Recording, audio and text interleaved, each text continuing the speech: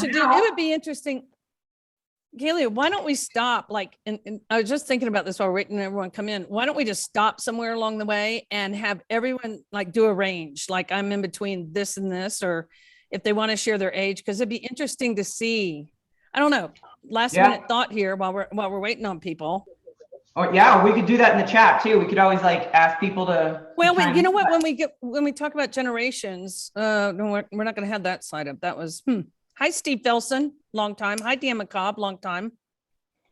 Got Jennifer coming in, letting people in. Hey, Jennifer. Oh, another Jennifer. Hi, Jennifer J. Nobody's saying hello to you. Marisol. Look, Jennifer. In. Jennifer's on camera. All right, Jennifer. Thank you. Yay. Hey, I know Jennifer. Hi, Elaine. Oh. We got the message, the animal print message. We did. Oh. Look at that. Just even seeing So you, Jen, fancy. makes me realize we need to get together soon. Mwah. Yes. Hello. Oh, that's great. Oh, that's Renee Horn that's trying to get in with her dog. Renee's in, I think, Florida. So. Cutie. Jack Okay. Shoemaker. Hi, Jack. Hi, Renee. Cute Hey, dog. Renee. Hello. Okay. All right. Well, I think we've got enough folks coming in now, and I'll continue to let people in, but it's time to get this session kicked off. So welcome everybody to our talk today. Thank you for joining us, and thank you for allowing us to put you on the cameras on and your mics, hopefully. So we'll talk about that in just a second. Is Kaylee Garrido, and I head up marketing and events here at Great Data Minds. If you don't know us yet, Great Data Minds is a collective of passionate data activists, and we're on a mission to modernize the world of data. We do this in two ways. The first is that we offer a full range of services around strategic planning, education, and deployment of critical data projects. And then we also produce just a whole bunch of great data-related content. My cat literally just opened my office door, so. And we have a human side. Interruption. And if you've seen our sessions before, you know this tends to happen for me. So there we go. There it is. All right. So in any case, we want to hear from you in today's session. This is a topic that is very near and dear to our hearts. This is ageism in technology. This is what we're here to talk about today. So we've set this up as a meeting. If you are so inspired to turn on your camera and let us see how you're rocking your home office, please put it on. If you want to turn on your microphone and ask a question or chime in, please do that as well. Let's make this into a discussion because we know, yeah, Jim, looking at you. Hi, Jim. We know that a lot people have strong opinions on this. They have experiences and perspectives that they want to share, and we want to encourage that kind of discussion today. So before we get into some of our questions and like I said, encouraging inline conversation, we'll also leave a little bit of time at the end for the more formal Q&A if you want to hold off until then. But before we begin, I want to introduce our two key speakers today. We have the infamous Julie Burroughs. A little bit of background on Julie. She is a true data enthusiast. Yeah. Believes deeply I'm in not a geek. our Enthusiast. strong analytics program. You got something to say, data enthusiast? Yeah. You know, just I wanted to make sure you knew that I printed out my notes. Okay. And I'm 60 years old. And I'm 60 years old. Okay. And Elaine's gonna go, I didn't print my notes out. Julie is what I have this morning thinking about it, Julie. I've developed a new term for you. Let's see how it hits. Oh, you are an innovator, instigator. Oh, okay. I don't mind that. I'm like not that mad at myself for that one. And it's because that's real for you. Like you are a power woman who we have seen time and again will champion change and innovation despite resistance, turmoil, or in some cases, abject terror of the people that are starting on that transformation road. Irritate and educate. That's it. And so, of course, Julie has helped companies large and small to become data-driven champions by adopting emerging technologies like the cloud, data visualizations, machine learning. And the value of her work speaks for itself because she's helped organizations save millions of dollars and grow bottom line revenues. So thank you, Julie. Thank you. One of our speakers today. My head's going up, up, up. There it is. Thank you. Now, we also have with us the esteemed Elaine Marino. Hey. Oh, I got some good things to say about you too, honey. Elaine is a passionate, results-driven diversity, equity, and inclusion expert who is focused on building equitable corporate and community systems. She currently sits as the global head of diversity, equity, and inclusion at Crossfit. And this is after her tenure as managing director of diversity and inclusion strategy at Charles Schwab. Prior to that, she had a, groundswell passion after her first life, I guess it was your first life as a Ruby on Rails developer, where you personally experienced the tremendous diversity gap in software development. This is between women not being represented, people of color not being represented in the software world. And so that kind of inspired you to spearhead a movement to transform diversity in the tech space. As the founder of Equally, CoDiv, and the Lady Coders Conference, you have done it all, woman. This is wonderful.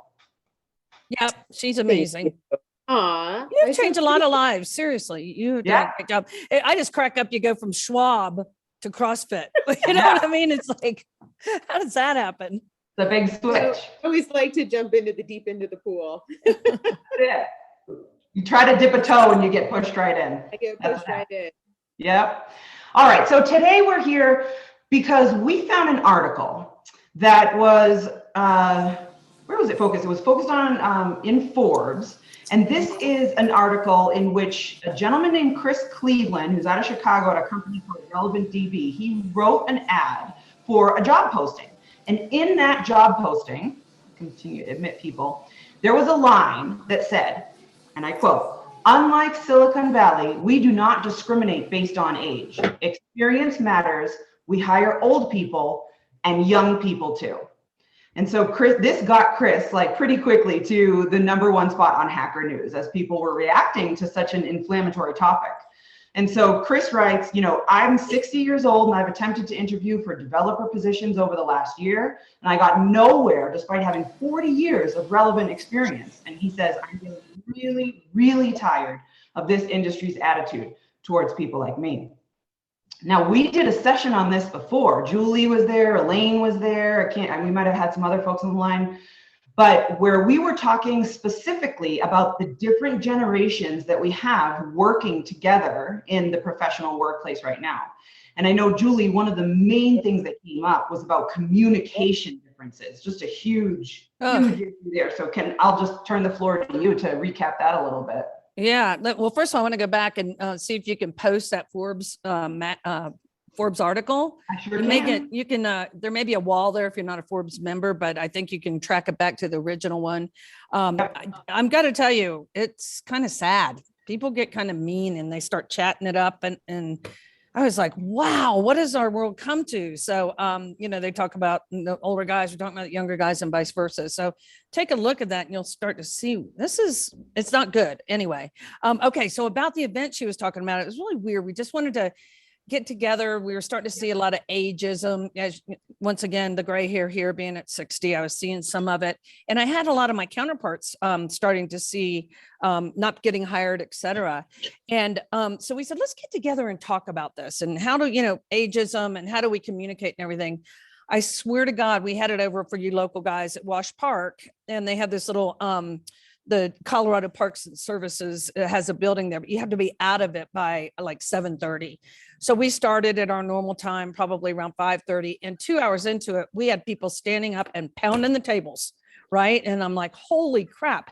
And believe it or not, I said, we got to go, everyone. And there were like 31 people there. And I said, but I live 2 blocks away and I've got some beer in the refrigerator. So, if you want to, come over to my house. I was running people out of my house at 11.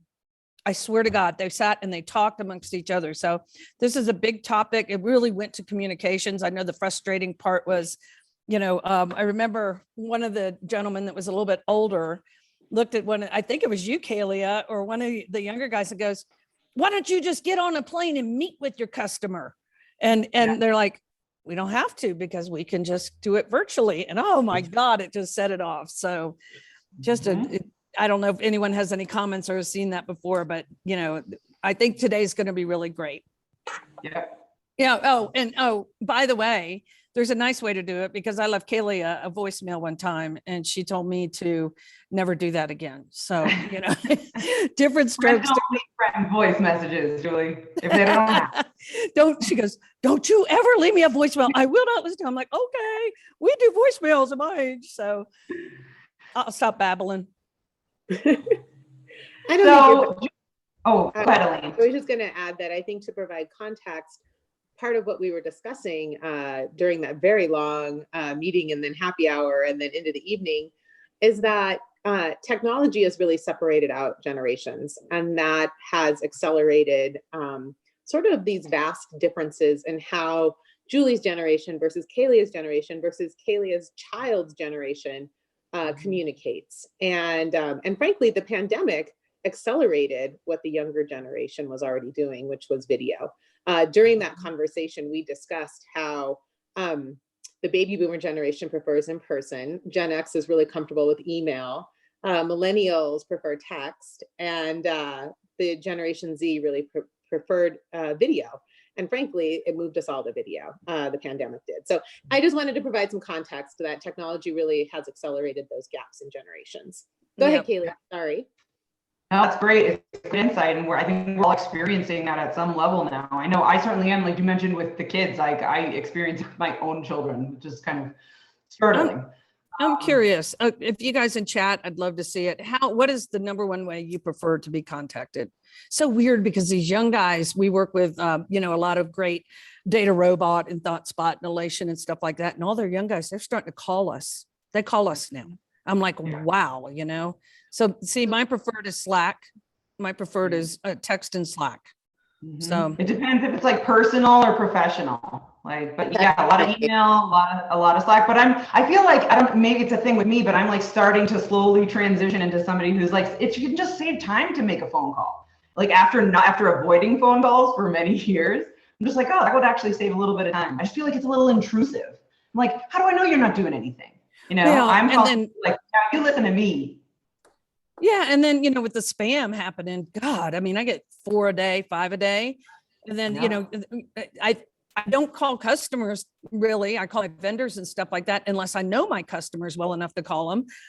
But, I certainly don't call and say, hi, I'm Julie Burroughs. I'd like for you to work with us. That doesn't fly, and it pisses people off. And I think the text too, Yep.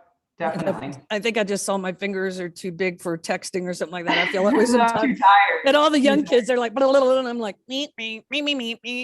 So, well, a lot of people are email, text, and then phone call here and there. So let's get into more of a relevant experience, like an experience that you might have had. Like Julie, I know you mentioned that there've been times when you felt kind of the pain of ageism in the technology field. Can you share an experience that you had like that with us? I got 2, but one of them I did myself. So actually, Elaine, it was at your data women, not data thing, tech, what is it? Remind me? Lady Coders. Lady Coders. So she had these great breakouts, and then there was a mentor at each table. And I sat down with my gray hair. It was about 2 years ago, right before COVID. And there was a really young girl there, and she didn't think I was relevant at all. As a matter of fact, she left halfway through as a mentor. Wow. You know what I mean? You could tell she had an attitude towards me. The other one I did to myself, I showed up at Googleplex with one of my clients, and first time to ever go to a Google office, and I showed up in high heels and a business suit on, and I stuck out like a sore thumb, and I'm like, oh God. But so that was really ageism, but it was I think it's the macabres. Got it. Yep. Okay, cool. So, I did it to myself. It's always a macabre, sorry. No, it's okay. So I didn't take time to, even look into it. I just showed up, and that was something that I should have done in order to not be viewed as an old lady in high heels and a suit, right? Mm-hmm. Yep. So other than not wearing high heels and not wearing suits when you're going to calling on customers these days, like what have you found that's been helpful to stay, I don't know if relevant is the right word, but relevant as the times have changed? And Elaine, I don't want to take over this whole thing, but I mean, no, you answer from your experience, Julie, for sure. I can give the DEI but you give your answer. I think the biggest thing is, and I meet with people, I've been doing analytics for 20 plus years. And I meet with people, some of which are on this call, that come to me and say, you know what, I'm not getting hired, and I'm not, I've interviewed with so many people, and I'm like, okay, well, let's talk about the biggest thing you have to do is have an innovative eye, right? So you have to be on innovation. And if you go to, in our world, if you go to someone and try to interview and you don't have cloud experience, you might as well just throw your resume out the door. So being relevant around technology, and that's what Elaine says, a lot of this, change and this, ageism comes from that technology is moving so damn fast. I mean, we do hours and hours of research every week just to keep up on innovation. But what happens is you get into the office and you put your head in the sand like an ostrich, and you don't come up and go to education and learn what's going on out there, So the way I've always had an innovative eye, I'm ADHD. I don't like to do the same thing over and over again. I don't like to, be on the gerbil wheel. So, I've always been, show me new stuff, let me learn. And because of that, my firms have always been that way too. We really advocate on innovation. Oh, go ahead, Kalia. No, go ahead, Elaine. No, what I was going to say is I think you touched on a couple of things that are really important. One, when you're thinking about the cloud, right? This is your world, right? Great data minds. What certifications can you get that are shiny and new and relevant to the industry that you are currently in? Definitely get them. Even if you don't end up utilizing them quite as much, just having them and having them on your resume signifies that you're with it. I have a very good friend. She's in her mid 50s, doing a bit of a career change. She was in the Marketo world and really wanted to get out of that and get more into sales ops, and went and got her Salesforce admin certification. She actually does not use it in her day-to-day, but having that certification signified to her hiring manager, who is an expert in Salesforce, that she was up to date on the latest sales ops knowledge. So really, I think it's important, the certifications, even if you're not going to use them, it's signifying something. I think the other thing you said, Julie, that was really important, you said that you lead with innovation. I would also lead with curiosity, because you all have so much experience. When you lead with experience, I think when the younger generation is interviewing you, it feels almost like a finger wag from their parents. Well, like, I've been there, done that before, versus if you say, what's your greatest concern? What is your biggest issue in implementing this technology? And then you can share a solution based off of your experience. So that's the way to flip your experience to showing them how you can help them versus telling them that you've already done it. And it's a slight nuanced change, but I think that it comes at it from an approach of not just that you have the experience, but you can show them how it's best serving them. Are two of the things that I've seen really for people who have been successful, I would say post 50, post 60, still getting really relevant jobs. Yeah, it's funny. We had an ageism event, and for women, vintage women, we did one a few years back, and we had women that were 30 in there, to start to see themselves as aging in the workplace. So, well, when I went into tech, I was in my mid 30s, and I was the oldest person in that software development floor. I was shocked. I think I was the only woman, but I also was like, I remember, I think I was, gosh, how old was I? 34, 35 years old, and thinking like, I'm old. Like I officially am the oldest person in this room. So definitely an eye-opening experience. So I think something I really want to touch upon, because I've really been thinking a lot about this. And when I think about larger dimensions of marginalization and difference, one thing that is very different about ageism is that it happens to you over time. It's not something you're born with. And so when it happens to you, it can be like a shock, like a slap to the face. Like, what happened? I was on this trajectory where I was being promoted and rewarded for behavior and making more money and climbing the ladder and getting good jobs. And then all of a sudden it just stops.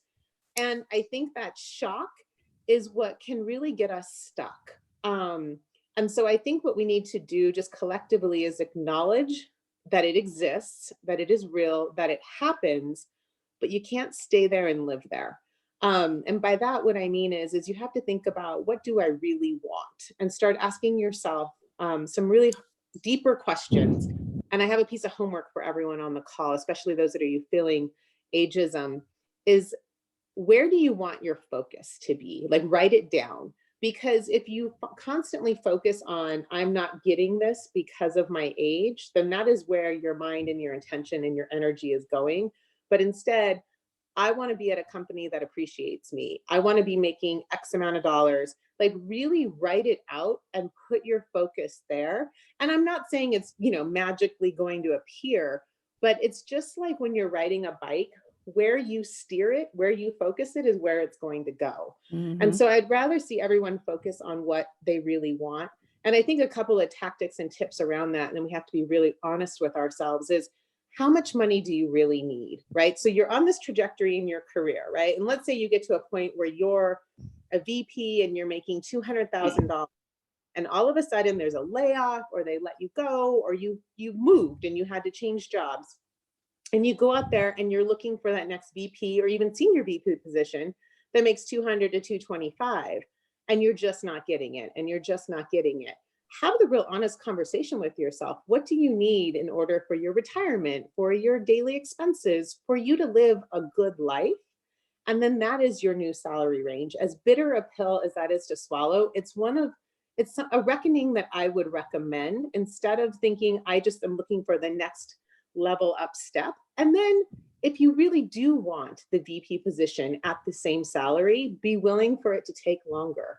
And I think that's the other aspect of it, and be willing for it to take more energy and effort to get there. And I know you probably all have heard this as well, besides the certifications, the networking. One other thing I've seen people be really successful post 50, post 55, getting jobs, is networking both online. So LinkedIn and Slack. There are a lot of Slack communities out there, being very active on them, making it your full-time job, giving as much as you're getting, mentoring, talking to folks. The friend I mentioned who got her Salesforce certification, got the job by being on job boards on different Slack groups, and people vouching for her and recommending her for the job. And these are people that she just met online. These are not close colleagues. And then also just your old network. Another woman I know that's post 60, she got a role, and it was based on, working her previous working relationship. So reaching out to folks and saying, you're looking, and here's what you're looking for. And being, I think my final tip here would also be on your LinkedIn to not go too far back. I'm already starting to struggle with this. I'm in my mid 40s. And I have probably about 25 years worth of work experience. And I was just recently told I shouldn't go back more than 12. Interesting. I know it's a bitter pill to swallow, right? Because you're like, but I did all this work, and all these careers and years. But I think you can summarize it. I think for me, I'll tell you, the first half of my career was in advertising. And I've got every ad agency I worked at, every big campaign we did, every time we were in the news. That stuff is over 12 years old. So what I need to say is, began career in marketing and advertising in New York City and Los Angeles, working on Delta Airlines and a couple of things. And you just summarize it in 1 or 2 lines and leave it, so that people know you have that experience, but it doesn't show that you did that for 13 years prior to the current work that you have. So those are a few of the tactics. I'm going to stop talking, and I'd love to hear any reactions or any questions or thoughts anyone has on what I shared. And I hope you all know it's a very safe space. So if anyone feels like I have said something really offensive or objects to it, please, by all means, let me know. I do understand that I haven't quite hit the wall yet, but I recognize it, and I recognized it immediately in tech. Like I said, at 35, I was completely the oldest person in the building. So I do understand, but I haven't really felt the rejection yet. So I want to be honest there as well. I have a couple comments to add to yours while people are coming on. So I think the same thing applies to resumes. I know my recruiter is a little bit younger, but she always, why is this a 9-page resume? We don't need to know that. So, and they, of course, LinkedIn is your resume too. Funny because I just had 2 people that were over 60, believe it or not, pass the Google cert, one of the biggest Google certs ever. they came to us, I can't remember, through a contact. And so I said, okay, let's talk about it. And I went out on their LinkedIn. One of them didn't have a LinkedIn and one of them had 13 people on their LinkedIn. And I said, so the first thing you have to do is bring this up. I swear to God, this just happened to me. Funny you mention it. So both of them have been working on getting their LinkedIn up, but they're amazing. They're amazing coders, they're amazing developers. They've been just heads down, not doing that. And they've had these, like in the old days, you'd sit and you do Informatica for years, right? Nowadays, that isn't true. The other thing we see with the resumes coming in with Alexis is with the resumes coming in is people that are only been in jobs for about a year and a half. Then that in the old days, you'd be like, oh, they don't stick anywhere very often. And she reminded me that it is the economy of moving around a lot for these young people. Her brother puts a setup every year and says, you know what, where else can I go to improve what I'm doing and maybe improve my salary? So that's kind of a new trend too. One final comment, and then I really open it up. It's also important that you adhere to development standards that your team is used to, because that's just as important as technology. We have a lot of groups out there that are fragile, that's fragmented agile, and then our teams, which are lean agile, come in and they're very frustrated with that. But then it's the opposite. We have teams that are safe, and then we see people that really don't want to adhere to that. So that's important too, that you understand what your development methodology is and adhere to that. Anyone else? Okay. Well, I wanted to chime in and agree with what Elaine was saying, and all of you were saying about going back too far in your career or your working history, because I've had 3 separate, very disparate careers. So I've eliminated the first 2 because I used to be a research scientist, then I was a pastry chef, then I'm an entrepreneur. So those, let's say 20 years kind of don't exist anymore. And now I magically was born as a 35-year-old and started my own companies. So congratulations. Yay. But I think there's something to that too, Jennifer, like what you said, like it's kind of what Elaine said, to like have that as sort of a one-liner or just something interesting. That's something that I've seen really successful, both in actual applying for jobs, but also in reviewing different resumes that are out there, giving people something tangible that they can, sink their teeth into, to go back to your pastry chef days. But like, mentioning that you did that and allowing people to be able to connect with you on that level too, because I think that's another thing we really want to connect. I also forgot I used to be a movie producer. So I've even had 3 careers that I don't even bring up. And it's all, as an entrepreneur, the other thing, Julie, you were saying was what a lot of entrepreneurs do is they work in their business and not on their business. And I take that as a professional now. I'm working in my jobs or in my companies and not on my career. So I need to step back and say, where do I really want to go? As Elaine said, where do I really want to be? What do I really need? And work towards the position I have now is all about guiding people to build their professional network throughout their jobs. So the job is kind of what you're going to do for the next few years, but this professional career is going to be with you for 15 years or professional network. Jennifer, I love what you're saying. And I love the fact that you just changed and now you're an entrepreneur and everything. And I think that's, I think you're not, I think you're the minority. Most people really don't like change. We do a human presentation, about an hour's worth of, humans and data.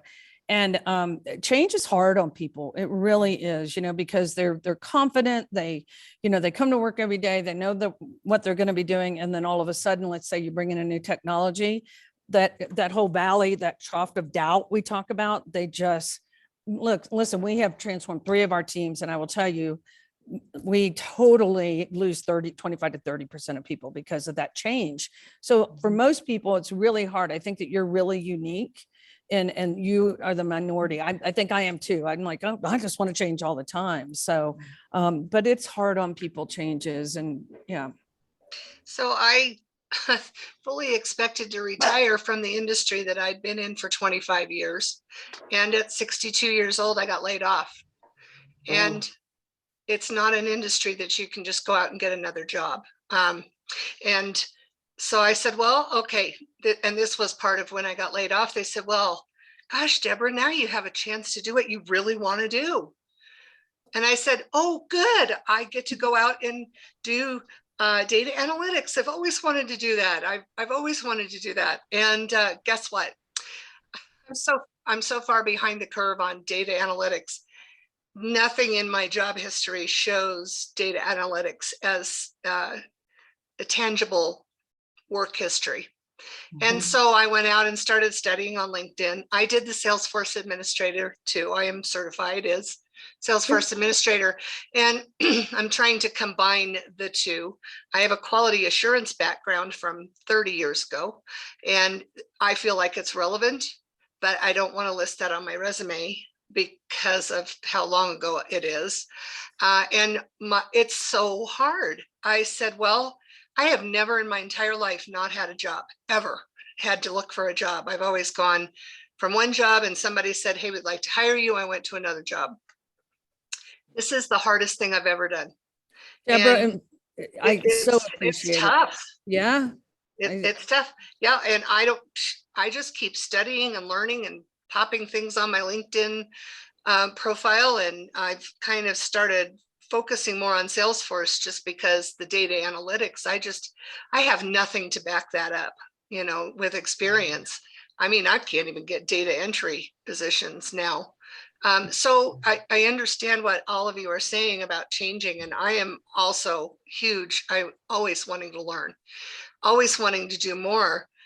But I'm a single woman at 62. I have 0 job, 0 income, and I am thankful that I had some savings.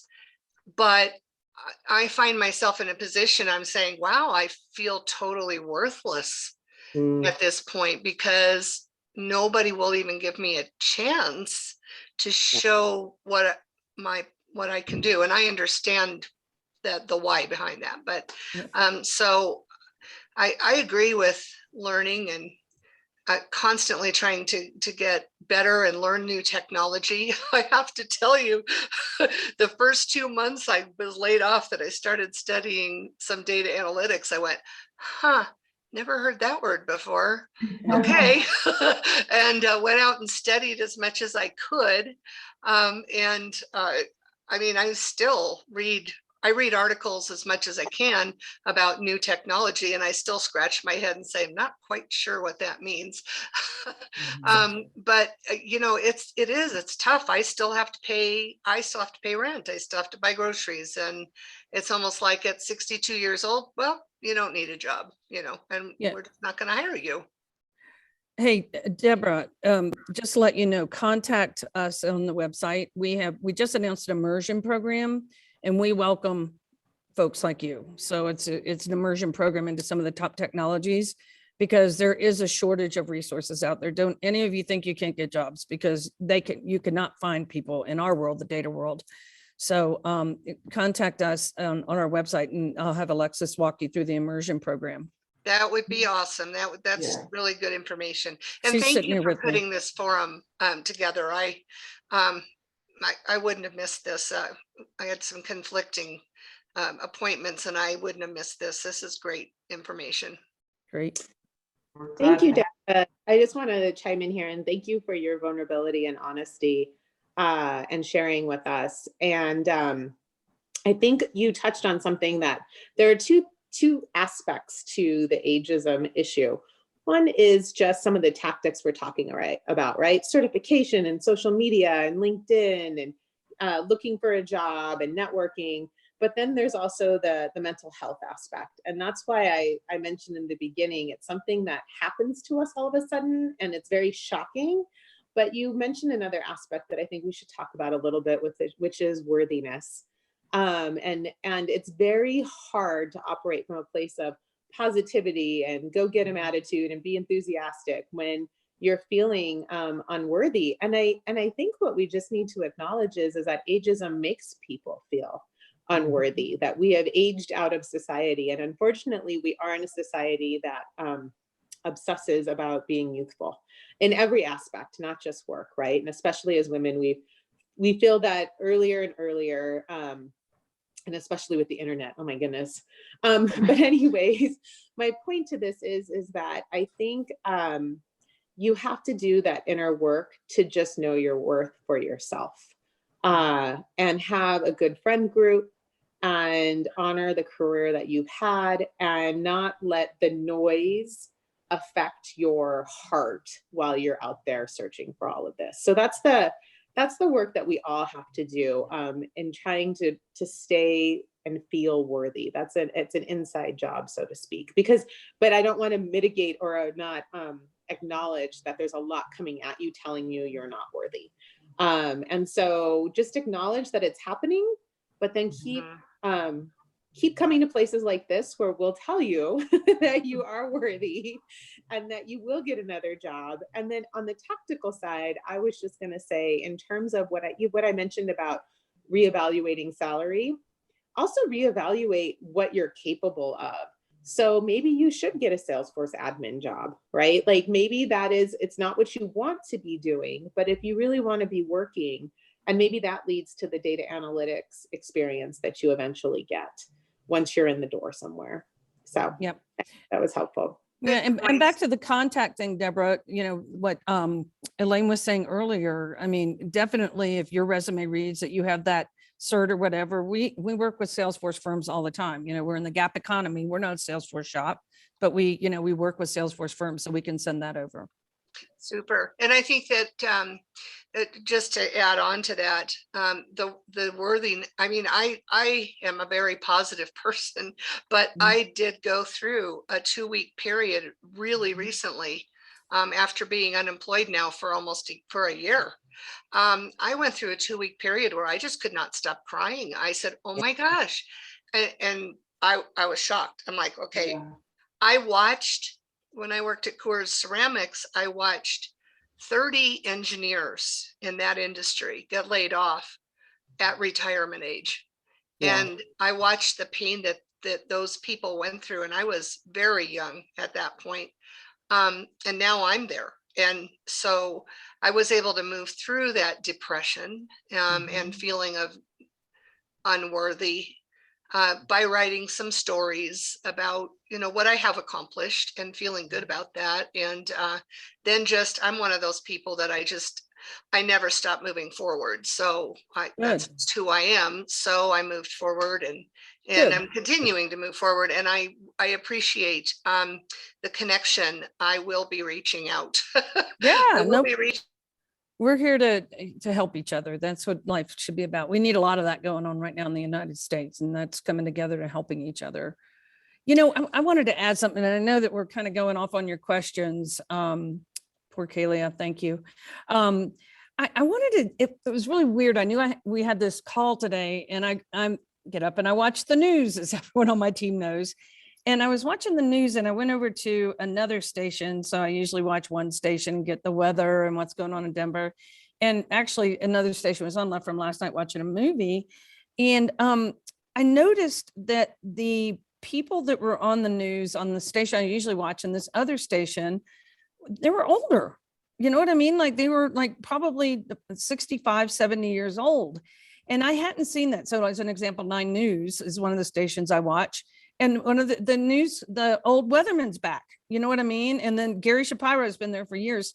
So I believe that there is more empathy towards older people out there. I'll give you another great example. I was on an elation call for one of our clients. And so we're debriefing elation before we have the client call.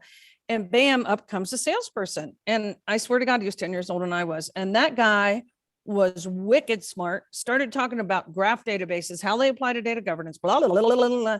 And I was like, there you go. See?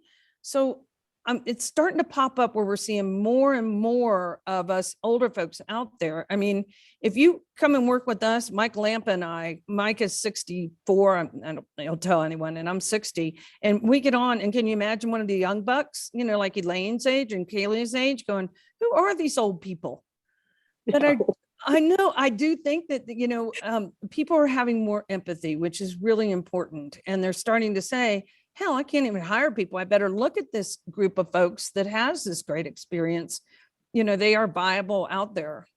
Yeah, there's something huge to the level of experience. And I feel like in my own personal life, I seem to have known everything I could have possibly known at age 16. And then as I get older from there, I know less. And we need to be able to speak with the people that have walked before us and have figured it out. And like you say, okay, you and Mike, with your white hair sitting there, but you've also built and sold companies, and you've had experiences that people like Elaine or I haven't had the opportunity to have yet. And for our generation, being open to learning from that experience is immensely valuable to us. So when we run into people along the course of our careers that are willing to let somebody like Deborah go for whatever the reason was, even though she comes with this wealth of experience, perhaps that's not the company we want to work for anyway. And I know that's easier to say, sitting on the other side, but I think remaining open, or, at least from my generation, remaining open and learning from the people that have walked before us. I mean, that's amazing. That's a gift. And if people don't see it like that, then that's just, they're missing out. And also maybe you won't be able to change their opinion anyway. Yeah. And Kaylee, I think you touched on something that is important as well, which is being open to, or not open, searching for companies that that are more likely to accept you, right? Mm-hmm. So that Fortune or Forbes article, I think it was Forbes, right. What struck me is that he, said Silicon Valley, and he's not wrong. Like the startup world, if you're looking to be a software developer post 60 in a company that's less than 10 years old, which most tech companies are, very difficult, frankly, because of just their bad attitude, frankly. They have a bad attitude almost against everybody that's not like themselves. Live there, knew it. Totally. So looking for companies that are more progressive, more established, larger. Salesforce is a really good example. It's an enormous company. They could not survive just by hiring people under the age of 30. So being a little strategic and doing your research on companies as well, and then really working the network to get yourself known by people that are there. And I'm going to find out some of the Slack networking groups that I've been talking about. I'll get those in a list to Kaylee to share after with all of this. Kind of bouncing around a little bit. Sorry about that. But Allison came on. Hi, Allison. Wave for us. In your cute hairdo and your cute glasses. Allison has a recruiting platform that she developed. So she's a rocker. But if you're looking at Kaylee and me, Elaine and Allison, we are the Power Circle girls. So we get together and on a regular basis, Allison's at my house tonight, and we help each other. So it's back to that 360 mentoring. If Deborah, if you're feeling down, or anyone on this call, you may want to look out at your community and ask for a mentor. And don't ask for a mentor that looks like you. Look for a mentor that, I'm the older one in the crew. These girls, I'm not allowed to write checks anymore. I already got told about me leaving voicemails, but in return, I give them some insights every so often. So, really advocate, the whole mentoring thing too, as you get older, and hearing from, different people, like, Alexis is sitting here next to me, and she's even younger than the girls on the call, the 4 girls I just mentioned. And she doesn't mind telling me that, maybe you need to do it a little bit differently, because of your old approach maybe doesn't work. And I'm really open to it. So I get mentoring from all directions, and I'm quite happy. And I really recommend, if you don't have anyone, get together once a month, and if you want to do a circle, do that. But it's good to have someone to, talk to. I wanted to quickly, go ahead. No, go ahead. I was just, go ahead, Elaine. Well, I was going to change things up just quickly because somebody asked a question. Let's see what Allison has to say first. Yeah, exactly. So Allison, you go first. Oh, it might be the same thing, but I was going to segue into the other side, me coming from the recruiting space and the talent space. And, we're talking to the candidate side a lot right now, but I think that there's probably some audience here that's on the talent side and dealing with hiring teams, interviewers, hiring managers, people being still wanting to do that old culture fit thing, which is slowly dying and good. But you know, what's sort of the advice for those of us who are actually actively recruiting people to either manage up, to say these people have great skills, don't discount them, or how do we help push out the idea of culture fit and start really talking about culture add, the people that are inside the business? You know, maybe do you have some thoughts or advice on what we could be doing on the hiring side? I have some thoughts. I'll share that age is a dimension of diversity, and there's a lot of chatter about hiring for diversity. So if you are a hiring manager or you are inside a company and you are getting pushback, just mention that having someone who has been there, done that, and has a high level of experience, that is also a dimension of diversity, that you don't want people all within 5 years of age of each other on your team, period, end of discussion. You want people who have actual generation gaps. And I specifically went after this in my last hiring with Charles Schwab. I hired a woman who was older, and it was really interesting because I say this all the time, there's a dirty secret to diversity, which is that it creates a bit of dissent. It creates people having different perspectives, but you get to better solutions. And I'll give an example. She's an older woman who identifies as gay. And I had a younger man on my team who also identifies as gay. And when we had some issues come up in the LGBTQ community, I found it very interesting to get both of their perspectives on how to respond or how the community would respond. So just my perspective, for anyone that's hiring or looking to be hired, like, and you're in part of those like hiring conversations, to just remember that you do not want people who are of all the same generation on a team. It is an ineffective team. It's no different than a room full of yes men. And that's how I would articulate. I love that. I love that. So yeah, let's let Dennis has got a couple questions. I think there's like, it's like a two-part question, just leaving it open for Julie and Elaine and whoever else would like to chime in. So Dennis is asking, and he's right, we've talked quite a bit about how this affects women, or how, you know, we as women are dealing with things, and he's looking at it from the other gender side of things. How is it affecting men? The second part to Dennis's question is looking at maybe what technology that he, you know, what technologies could he get beefed up on that would be in the biggest demand, or that would, you know, yield the most interest? I addressed the technology. We could not get enough cloud engineers, data engineers. If you're going to improve your resume, get your butts out there and get in the training for that. That's our immersion program is Google. The other thing is Snowflake out there. If you're data people, which I think most people here are, get that Snowflake. Golly, we cannot find Snowflake people. And we just had one of our customers, their lead Snowflake guy, leave for a 50% raise, right? So let's just assume the guy was in there doing stuff for 125. So if you can get in any of those cloud platforms, do it. You will have a job no matter what. That's a really great way to say, to be bulletproof, or close to bulletproof, right? Yeah. Go ahead. Sorry. No, and then the other question I'm looking. Great. Yep. Go ahead. Yeah, Jack, you're dipping your toe in the Google world for sure. So, Kalia, what was, I'm sorry, I wasn't looking at the chat. Except for Yeah, first question, kind of looking at it from the man's perspective. How are we seeing this, you know, kind of translate for men?